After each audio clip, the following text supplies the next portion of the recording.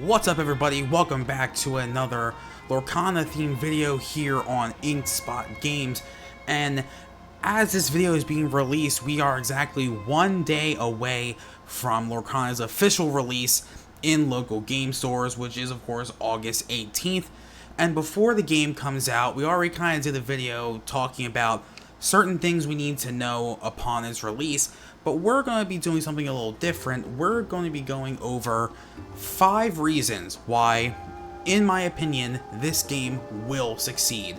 Now, naturally, there are some doubters out there who think that this is just going to be another one of those TCGs that falls by the wayside, because, in fairness, that does happen quite a bit, where a new TCG is released and it just can't keep up with the current market, with some of the bigger ones kind of having a lot of their player bases locked in.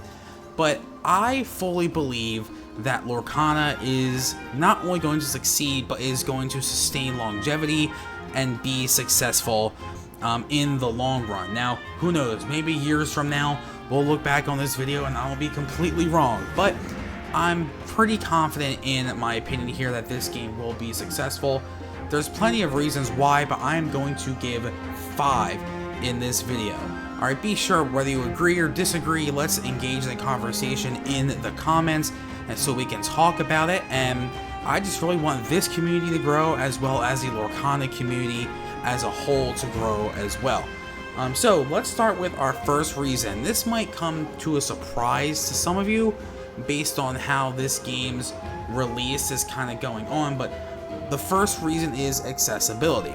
Now, from the get-go, yes, the distribution and release of this game has been iffy at best, alright, but that's not the only thing I'm talking about when we talk about accessibility to the game.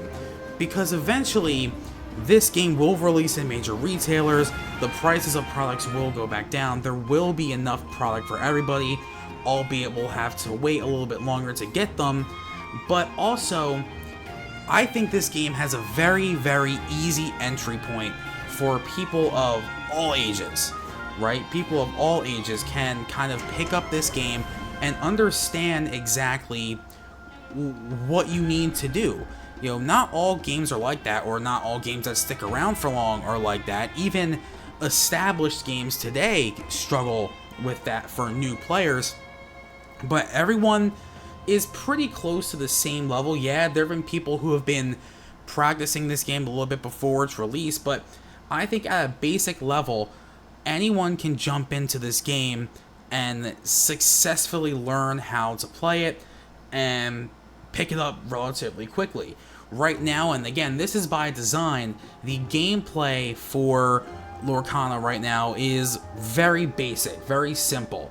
You know, each card kind of follows a basic mechanic of the game. There's not much that really breaks it. There's nothing too complicated. It's a very easy entry point for players, and I think that's going to give this game a great foundation, a great start, because I feel like any game needs that foundation in order to be successful.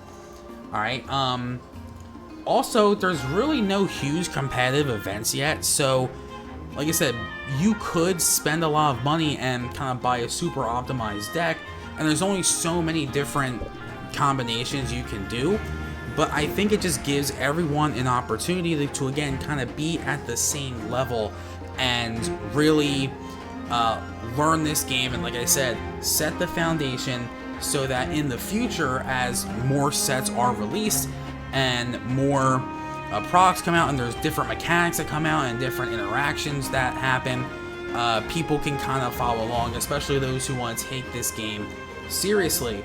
So that's the first reason I think accessibility overall is a very, very big positive for the beginnings of this game and will only help it out in the future. The next reason why I believe this game will be a success is collectability. Now, I'm also guilty of this, but some people, especially people who are more so players and not collectors, kind of roll their eyes and say, but aren't collectors just the ones that kind of affect the price and are scalping all this stuff and making things more expensive? Right now, it's kind of all over the place again because of the distribution where prices are high. But one thing that's very, very important in any card game, especially card game, is collectability. Collectors are a huge part of a game's longevity. Alright, the more people collect, the more incentivized people are to actually buy product, and more people buy product, that's more money that the game is making, which means the game can last longer because of that. Now, collectors aren't the only thing that make a game successful, but I think collectors are a huge part of the success of the game and are part of the lifeblood of the game. Yes, I think at the end, in my opinion, at the end of the day, I think the player should always come first, but we can't dismiss the importance of the collector when talking about a trading card game. You know, the best example I've made this comparison before, and so have other people, is Pokemon.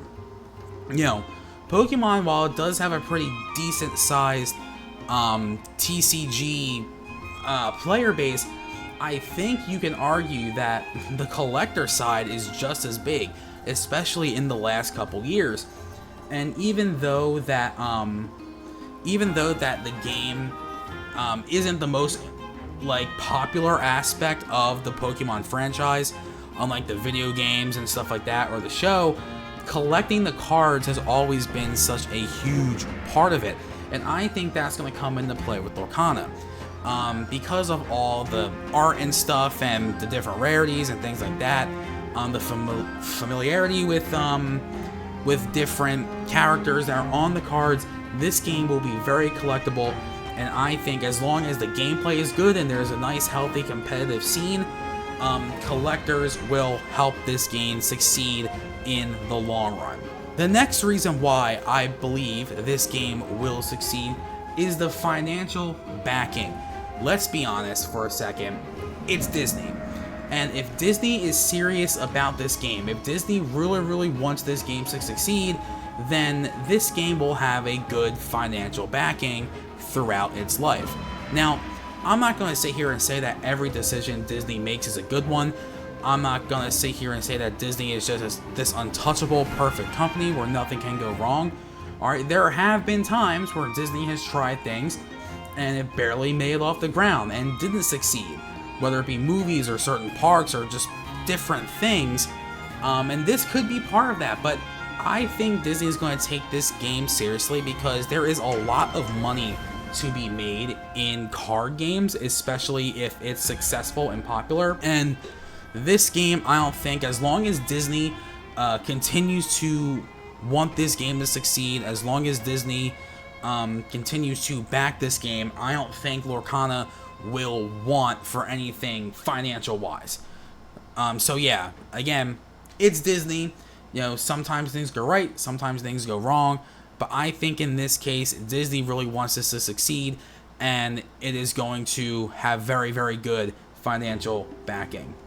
The fourth reason why I believe that this game will succeed is the nostalgia factor.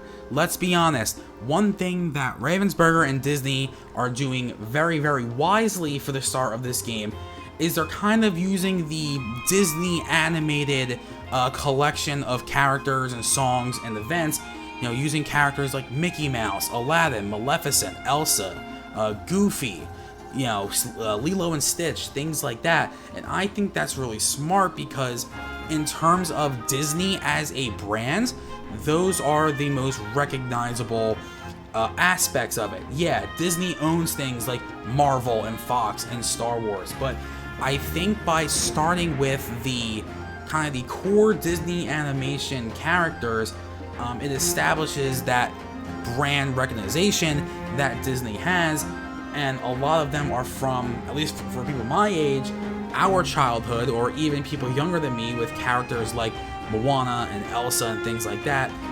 It has a really big nostalgia factor, which again plays into the collectability aspect. Nostalgia sells, and Disney knows that better than anybody, for better or for worse. So I think that the nostalgia factor plays a huge part in this, and it'll incentivize people to want to play this game more. And the final reason why I believe that Lorcana is going to be a successful game is marketability. So Disney, just as a whole, knows how to market its characters, knows how to market its IPs. Everyone knows the brand.